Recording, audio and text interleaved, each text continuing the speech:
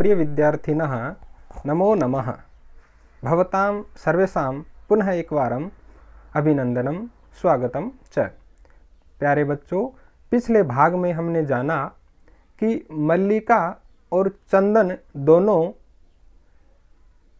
कुंभकार के पास, एक कुम्हार के पास घड़े लाने के लिए गए थे ताकि वो 300 लीटर जो दूध है वो एक स्थान पे उन घड़ों में रख कर बेच सकें। और कुंभकार है वो उन्हें बिना रुपए के, बिना धन के घड़े देने से इनकार कर देता है कि पहले आप पैसे दीजिए। तब मल्लिका कहती है, आइए देखते हैं क्या कहती है। स्वाभूषणम दातुम इच्छति। मल्लिका कुंभकार को अपने आभूषण है वो देना चाहती है। तातः यदि अधुनैव मूल्यम आवश्यकम तर्हि गृहाण एतत् आभूषणम। हे तात, यदि अब भी तुम अभी मूल्य लेना चाहते हो, तुम्हारे लिए अभी मूल्य आवश्यक है, तो ये आभूषण ग्रहण कीजिए, ये आभूषण लीजिए। तब देवेश यानी वो कुंभकार बोला पुत्री के, हे पुत्री, हे बेटा, ना हम पाप कर्म करोमि, मैं ये पाप कर्म नहीं करना चाहता। कथमपि नेच्छामि त्वाम आभूषण विहीनाम कर्तुम, मैं कभी भी तुम्हें आभूषणहीन नहीं करना चाहता। नेच्छामि न इच्छामि त्वाम, तुझे आभूषण विहीनाम, आभूषणहीन, आभूषण से विहीन कर्तुम, करना, यानी मैं तुम्हें आभूषणों से हीन नहीं करना चाहता। नयतु यथा बिलसितान घटान, ले जाइए, जितनी आपको आवश्यकता हो उतने घड़ों को आप ले जाइए। दुग्धम विक्रिय एव घट मूल्यम ददातु, दुग्ध बेच करके, दूध बेच करके घड़ों का मूल्य देना। उभौ, दोनों एक साथ बोले, धन्योसी ताता धन्योसी, हे तात तुम धन्य हो, तुम धन्य हो। और 5वां दृश्य शुरू होता है। मासानंतरम, संध्या काल है, महीने भर बाद संध्या काल का समय है। एकत्र रिक्ताः नूतन घटाः सन्ति, एक तरफ तो खाली नए घड़े रखे हुए हैं। दुग्ध क्रेतारः है, और दूध खरीदने वाले। अन्य च ग्रामवासिनः अपरत्र आसीनाः, और एक तरफ गांव के अन्य लोग भी खड़े हैं।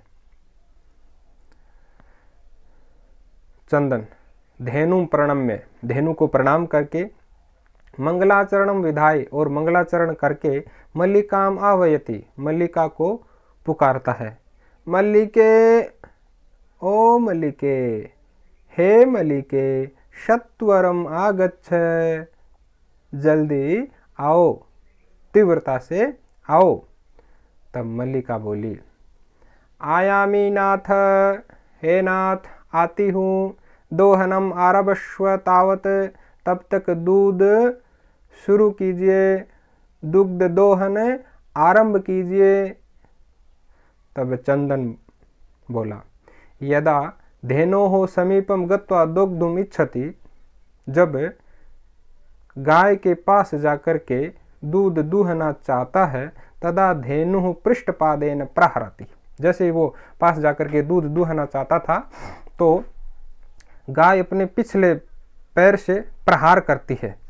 चंदनश्च पात्रेण सह पतति, और चंदन पात्र के साथ, वो दूध निकालने के लिए जो भी पात्र था, बाल्टी आदि, उसके साथ गिरता है। क्या बोला? नंदिनी दुग्धम देई, हे नंदिनी दूध दो। किम जातम ते, तुझे क्या हो गया है? पुनः प्रयासम करोति, फिर से प्रयास करता है। ये देखो, इस प्रकार धेनु ने प्रहार किया अपने पैर से, और चंदन पीछे जाके गिरता है।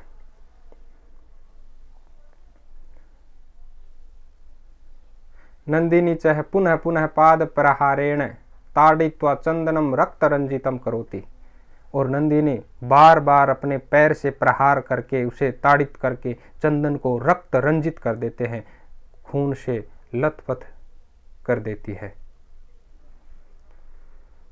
हाँ हतो अस्मि, अरे मैं तो मारा गया, मैं तो मृत हो गया। चित्कारम कुर्वन् पतति, चित्कार करते हुए गिर जाता है। सर्वे आश्चर्येण चंदनम अन्योन्यम च पश्यन्ति, सभी आश्चर्य करते, जो भी लोग आसपास इकट्ठे हुए थे वो आश्चर्य करके चंदन को और परस्पर एक दूसरे को देख रहे हैं। और मल्लिका आती है और चित्कारम श्रुत्वा, चंदन की चित्कार को, क्रंदन ध्वनि को सुनकर के झटिति प्रविश्य, शीघ्र ही प्रवेश करके, नाथ किम जातम, हे स्वामी क्या हो गया है, कथम त्वम रक्त रंजित है, तुम खून से लथपथ कैसे हो गए हो। चंदन बोला, धेनु हूँ, दोग्धुम अनुमतिम एव न ददाती, गाय दूध दूहने के लिए अनुमति भी नहीं दे रही है। दोहन प्रक्रियायाम आरभ्यमाणम एव ताड़यति माम, ये तो दूध दूहने की आरंभ अवस्था में ही मुझे ताड़ित कर रही है, प्रहार कर रही है। मल्लिका धेनुम स्नेहेन वात्सल्येन च आकार्य दोग्धुम प्रयतते, मल्लिका गाय को प्रेम पूर्वक, स्नेह पूर्वक, वात्सल्य से पुकारते हुए दूहने का प्रयास करती है। किंतु धेनु दुग्धहीना एव इति अवगच्छति, लेकिन गाय तो दूध से हीन है, उसके स्तनों में दूध है ही नहीं, ऐसा वो जान जाती है, पहचान जाती है। और चंदन से कहती है, नाथ अत्यनुचितम कृतम, ये एकदम अनुचित किया है, हमने ठीक नहीं किया है। अवाभ्याम यत मास पर्यंतम धेनु दोहनम कृतम सा पीडम अनुभवती अतएव ताड़यति, हम दोनों के द्वारा जो महीने भर धेनु का दोहन किया है, सा पीड़म अनुभवती, अब वो क्या है, पीड़ा को अनुभव कर रही है। यानी हमने महीने भर से, एक महीने से अब जो दूध दोहन किया है, दूध दोहन कर रहे हैं, इससे वो पीड़ा को, कष्ट को, दुख को अनुभव कर रही है। अतएव ताड़यति, इसीलिए ताड़ रही है, प्रहार कर रही है, दुग्ध नहीं दे रही है। चंदन बोला, देवी मयापि ज्ञातम, मैंने भी ये जान लिया है, अस्माभि सर्वथा अनुचितम एव कृतम, हमने ये एकदम अनुचित किया है, ठीक नहीं किया है। यथ कि पूर्ण मास पर्यंतम दोहनम न कृतम, एक महीने तक हमने दूध का दोहन नहीं किया। अतएव, इसलिए दुग्धम शुष्कम जातम, दूध सूख गया है। सत्यमेव उक्तम, किसी ने ठीक ही कहा है कि कार्यम अद्यतनीयम यत् तद्यद्यैव विधीयताम विपरीते गतिर्यस्य स कष्टम लभते ध्रुवम। अर्थात अद्यतनीयम कार्यम, आज के कार्य को, आज के कर्म को, यत् यत् जो, तद वह, अद्यैव आज ही, विधीयतम कर लेना चाहिए। अर्थात यत् कार्यम अद्यतनीयम, जो काम आज करने योग्य है, आज का है, तत् वह अद्य एव विधीयतम, आज ही कर लेना चाहिए। जो कर्म, जो कार्य आज करने योग्य है, उसको आज ही कर लेना चाहिए। विपरीते गति यस्य, यस्य विपरीते गति, जिसकी विपरीत गति है, अर्थात जो आज के काम को आज नहीं करता है वो विपरीत गति वाला हो गया। और ऐसा मनुष्य से, यानी वह कष्टम लभते ध्रुवम, वो निश्चित रूप से कष्ट को प्राप्त करता है, दुखी होता है। इसलिए प्रिय बच्चों, ध्यान रहे, हमें प्रतिदिन का, रोजाना का जो भी अपना कर्म है अध्ययन का, वो रोजाना करना चाहिए। ये नहीं कि कर लेंगे, इस प्रकार धीरे धीरे वो कार्य एक जगह इकट्ठा होता जाए और अंत में फिर पूर्ण ही न हो पाए। इसलिए हमें प्रतिदिन का कार्य प्रतिदिन ही कर लेना चाहिए, ताकि आगे आने वाले समय में हम कष्ट प्राप्त न करें, दुखी न हों।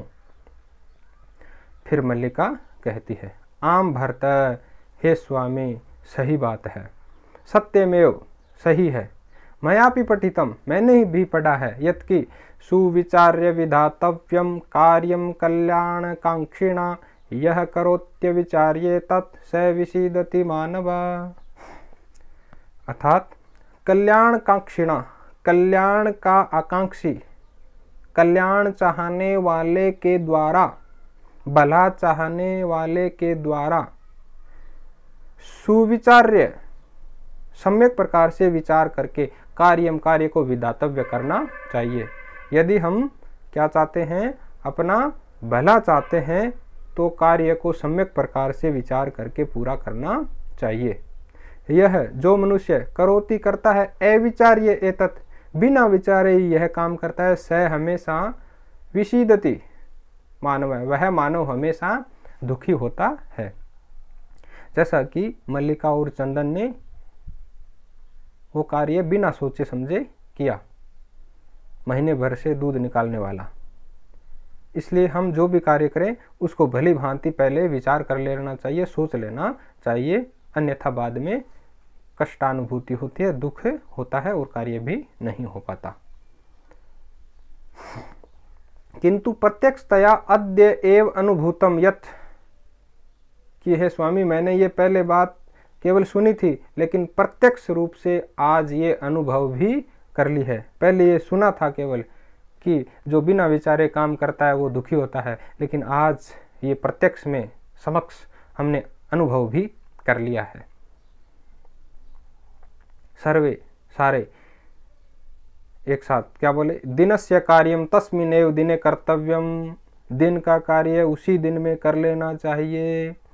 यह एवं न करोति, जो ऐसा नहीं करता है, स कष्टम लभते ध्रुवम, वो निश्चित रूप से कष्ट को प्राप्त होता है, निश्चित रूप से दुख को प्राप्त होता है, दुख उसे मिलता ही मिलता है। और जवनिका पतनम, नाट्य जो चल रहा था उसके आगे जो पर्दा होता है वो गिरता है, अर्थात नाट्य समाप्त होता है और पर्दा गिरता है। सर्वे मिलित्वा गायन्ति, और सारे मिल करके गाते हैं। आदानस्य प्रदानस्य कर्तव्यस्य च कर्मणा क्षिप्रम क्रियमाणस्य काल पिबति तदरसम, काल पिबति तदरसम।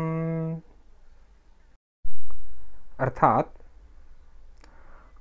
आदान प्रदान के कर्तव्य को, आदान प्रदान अर्थात लेन देन का जो भी कार्य है, आदान प्रदान का जो भी काम है, और कर्तव्य जो भी करने योग्य कार्य है, उसको क्षिप्रम शीघ्र ही कर लेना चाहिए। उसको अक्रियमाणस्य जो नहीं करता है, उसके तद रसम, उसके रस को काल है समय पिबती पी जाता है।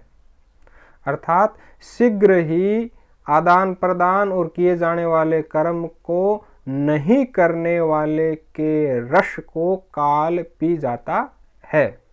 अर्थात मान लेते हैं हमें जल्द ही कोई कार्य करना था, कोई भी कार्य, या हमारे द्वारा किए जाने वाला कोई कर्म था, और वो यदि हम समय रहते कर लेते हैं तब तो ठीक है, और धीरे धीरे यदि समय व्यतीत हो जाता है तो फिर वो कार्य नीरस हो जाता है, अर्थात उसमें वो रस नहीं रहता।